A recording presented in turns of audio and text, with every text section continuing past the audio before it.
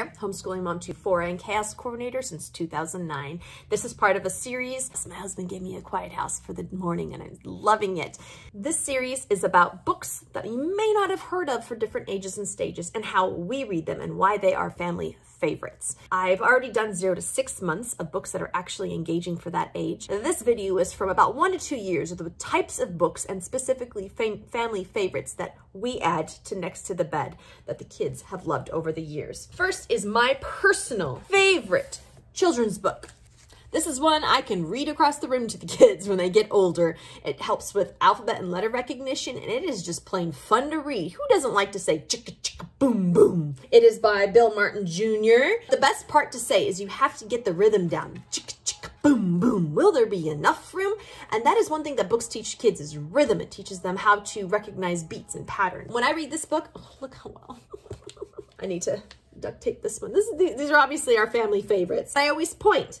A told B and B told C, I'll meet you at the top of the coconut tree. So I'm always touching and tapping and going along with that beat. This is the favorite page. Chicka-chicka, boom, boom. And you just hit it on your lap and I think it's hilarious. Skit, scat, schoodle-doo, flip, flop, flee. Everybody's running to the coconut tree. All the different letters make different sounds, right? H is tangled up with I. Jane Care about to cry. L is knotted like a tie. So when you get to the end, we sing the alphabet song and we point to the letters. Now, are they actually learning their letters? No, but it's those sound recognitions. It's why you know the music to a song, but you don't know the words, but eventually you hear the words and you're like, oh, now I can sing to the song.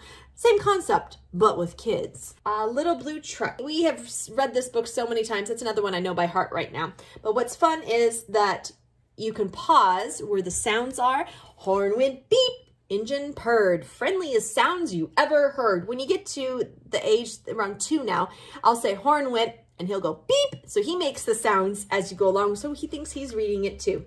This one's fun because it has a lot of sounds in it, which if you remember this book from the 6-month to 12-month video, this goes along with it. It kind of steps it up a bit and it has lots of animal sounds. And then you have the dump truck.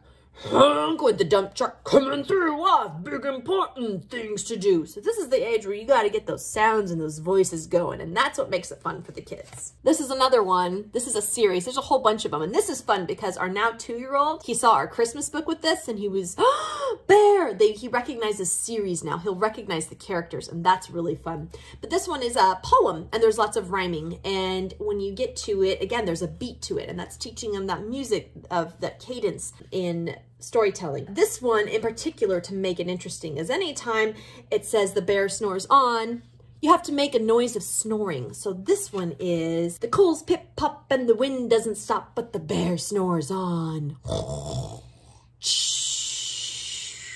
But it reads like a poem and it's really good. That's one of our favorites. A lot of people know this one, The Napping House by Audrey Wood. I love Audrey Wood. This one is hard to get through at first because it has a fun ending. This is more towards the 1-year mark when you're trying to get them to listen to books. It's a book that builds on itself. And when you get to the end, you have 1 short sentence per page. So it goes really fast towards the end and you have to make it nice and big. Who scares the cat? And you can start making animal sounds again. This series is fun if you can find it. What's really cool is when you open it, the pictures, they move when you turn the page. So it's almost like a movie in the book, and there's a couple of these, and this one is fun when they learn to turn the pages because everything is moving. The storyline itself is okay, but what's really fun is the pictures moving, and it's pretty sturdy. They've held up. 1 broke. They've done a pretty good job. All right, we love Jan Brett here. My girls can pick out her illustrations a mile away. In this one in particularly, the hat is really good because the animals make sounds in it. And again, you're going off of building up on the know the animal sounds. And so what we love is all the animals in it. So I make voices, honk, honk, ho, ho, the gander laughed. And you always see what's coming next. So you can say, oh, what's next? Who do you see? The cat. Meow. And you add on to it like that. This one is fun. Owl babies. There's 3 owls. And what's interesting is the baby one always just says, I want my mommy, said Bill. That's the famous line in this one. The big part of this is anytime one of them talks, you just point to who's talking. Again, there's the finger action. My 2-year-old will now close his eyes when we get to this page. It's when the owls close their eyes and wish their owl mother would come. And then right here, the book comes in because the owl is flying. This one is fun. It's the same words every single page, so repetition. It's really boring, but my kids love it. I don't know why. It's called Higher, Higher, Más Alto, Más Alto. And it's just a little girl that just wants to swing higher and higher. And then she gets to a point where she says high five to an alien. The 2-year-old reads this to himself now. He'll even say, amigo, because he has no idea what he's saying, but it's fun. So this has been a family favorite, easy to read. We love Leslie Patricelli. She's got lots, I said that wrong, but we love her. She's a good illustrator as well. All right, few more stick with me. Everybody probably knows Sandra Boynton, I think is how you say her name. But this one I really particularly like because it does have animals, a rhythm to it. It's pajama time. So if you can get some sort of song to it. And then lots of pointing. Some are fuzzy, some are not. But we can all pajama in whatever we got. This one is great, 6 to 12 months. This is by Usborne. I love Usborne. But what I really like is this one, they start to like pull and touch things. So again, animals. And here, these lift the flaps are so sturdy. The babies can pull and push them up and they don't go anywhere. This book has lasted 2 kids so far and it's still in excellent condition. So you have the animals again. And finally, I love the classics. And my favorite is Pride and Prejudice. Mr. Darcy's my kind of guy. Dude, this one was pretty good for my girls.